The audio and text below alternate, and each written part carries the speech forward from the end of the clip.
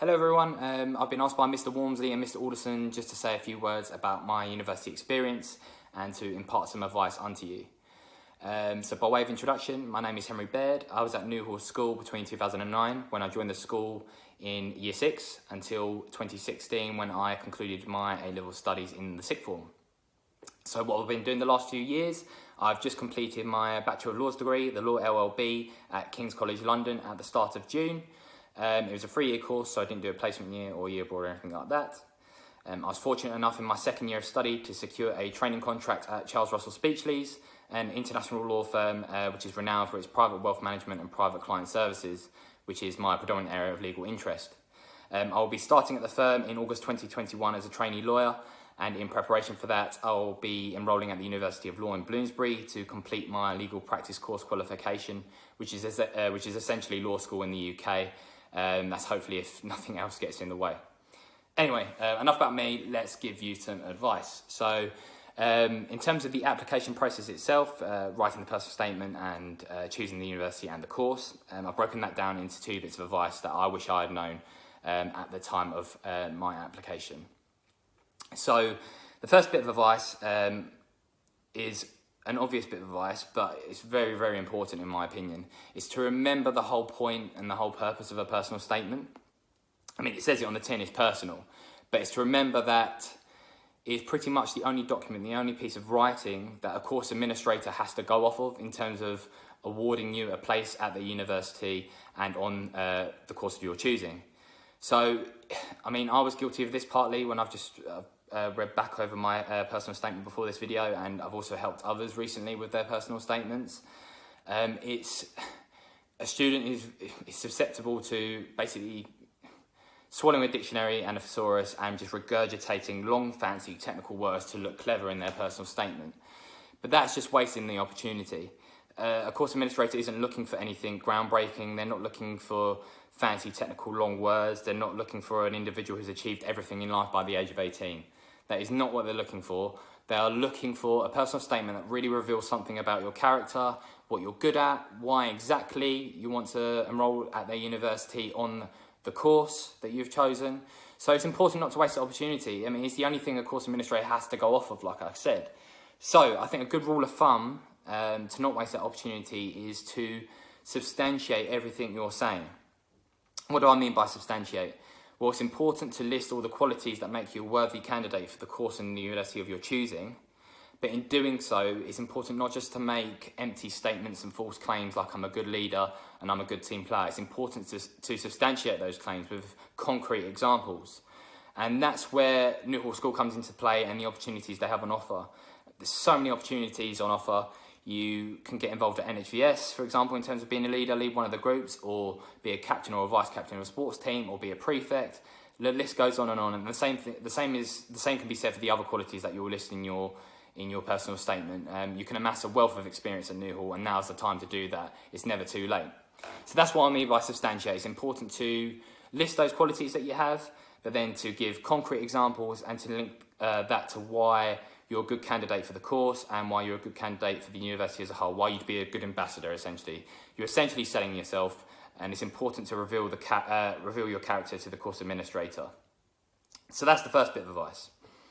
The second bit of advice, and this is something that I fell down on and that I was guilty of, is to remember that you are the one who will be leading your life for the next 3 or 4 years at university. So it's important to get a university, or rather to choose a university that you will be happy at, and to choose a course that you can see yourself studying for 3 or 4 years. So before I studied law at King's, I actually enrolled at Durham University to study classics. And that went very wrong for me. I ended up dropping out after 2 months. It's a great university, and it's a great course. It just wasn't the right course and the right university for me. I mean, at the time of my application, I deep down I knew I wanted to be a lawyer. I had done at that point plenty of work experience. I think I'd done like 5 placements. It really affirmed for me that law was the profession for me at that point, or at least it was something I could see myself studying for the next 3 or 4 years. It was a respectable degree. It was something that I should have chosen at the time to study. And the same can be said for Durham. I mean, Newhall's a small school. You get to know everyone. It's quite insular, I think it's fair to say. Not in a bad way, but it's a small school. You get to know everyone. And by the time university rolled round, I wanted a certain level of anonymity about my life. I wanted to sort of go lose myself a little bit, just to sort of take the sting out of life a little bit and not live in each other's pockets, which is sort of something that can happen at Durham University. It's a collegiate university, but if that's something you like, then brilliant, go for it. But that isn't something I liked at the time. But the only reason I chose to study classics at Durham is because, and this is the point, I got swayed by other people's opinions, teachers, peers, parents, internet resources, chat rooms, league tables, and that's not their fault, that's my fault, because I didn't, and this is the bit of advice, I didn't own my decision, which is something you definitely need to do when it comes to choosing your university and your course. You need to do something that's going to make you happy for 3-4 years, and you need to be in a place that's going to make you happy for 3-4 years. So that is my second bit of advice. It is very important to listen to others and listen to their opinions, but remember, at the end of the day, it is your decision. And that's something that I fell down on. So hopefully that's something you can learn from, to own your decision. So enough about the university process. The biggest bit of advice I can give to you as you enter year 13 is to basically just get involved with everything. Take every opportunity that is presented to you. I mean, I just alluded to that a minute ago when you're writing an application.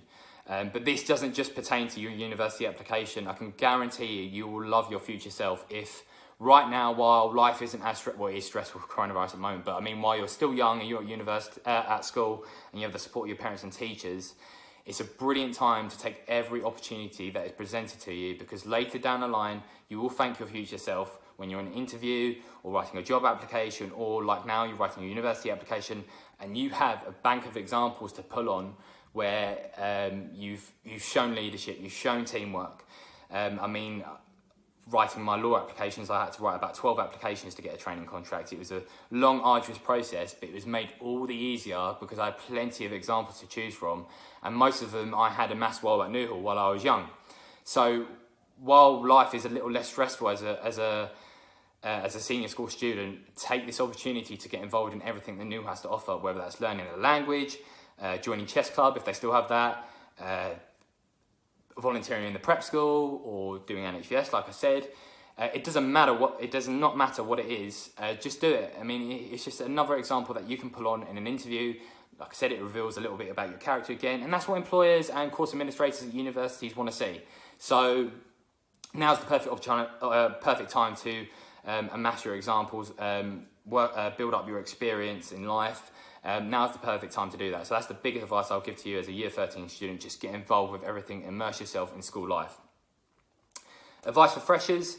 I don't think there's a secret to freshers, to be honest. All I would say is you have to remember now that you are entering adulthood. So it's important to be sensible. Don't take things too far with freshers. Don't give in to peer pressure. Have a great time. Have a drink if that's what you like. Go to events. I mean, I went to a few. I didn't overdo it, and I still made great friends. I mean, I made most of my friends in the welcome lectures at university. And this is the biggest bit of advice I'll probably give to you, is don't be afraid to go up to people, say hello. I mean, if by that time you can shake their hand, if coronavirus has died down, do it. Just say, once you've established a connection, say, can I take your number? We can go for a coffee.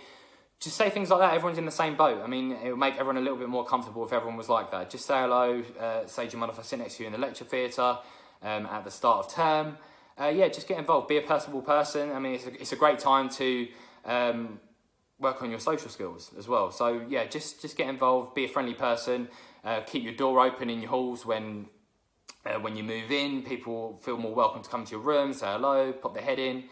Yeah, and don't be afraid to go on a night out. Go and enjoy yourself, but yeah, don't take it too far. Be sensible, be personable, and just be sensible about freshers, essentially, is my biggest bit of advice. Societies, yep, really, really important. I would say don't spread yourself too thinly, but definitely get involved in as many as you think you can, but keep it balanced. I mean, again, it's a great time to learn about things that you like, what you're good at, and there's loads of societies at university that you can get involved in. I mean, personally, I made the executive decision that I wouldn't get involved in as many societies as some other students were, because I wanted to get a part-time job, because I wanted to keep a little bit of normality about my life at university.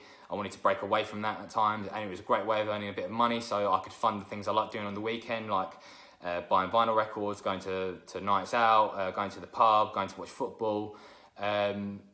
But that was just my decision. So I didn't get as fully involved at university, and there's nothing wrong with that either.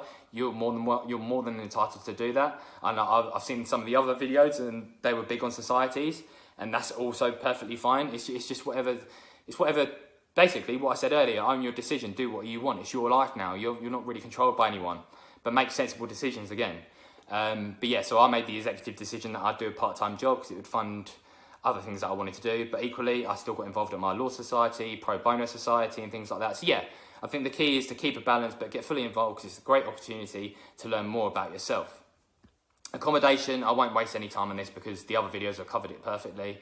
Yeah, keep an inventory at the start, write down everything that's in the house, take photos of the house, because at the end, unfortunately, some landlords like to catch out students. I mean, you're a bit of a captive audience, you're a bit ignorant, first time you lived on your own.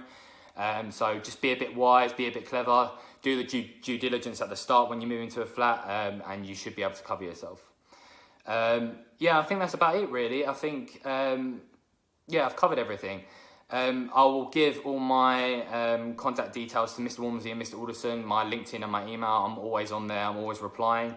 If you have any questions about A-levels, university application, university in general, law, or just life in general. I mean, it's a tough time, so it's important to help each other out. If you just want a general chit-chat, if you're feeling a bit stressed, feeling that life's a bit disconcerting at the moment, I'm here for you. Just drop me a message, drop me a line. We can all arrange a call, or we can chat over WhatsApp or whatever, and we can arrange something. It's important to reach out to people when you're finding things tough, but also if you just want general advice about law and university, like I said. But yeah, all the best. Go hard, go well, get fully involved at school. Keep studying hard, keep playing sport, stay healthy, and yeah, all the best. Enjoy it, most importantly. That's my biggest bit of advice. So yeah, go well.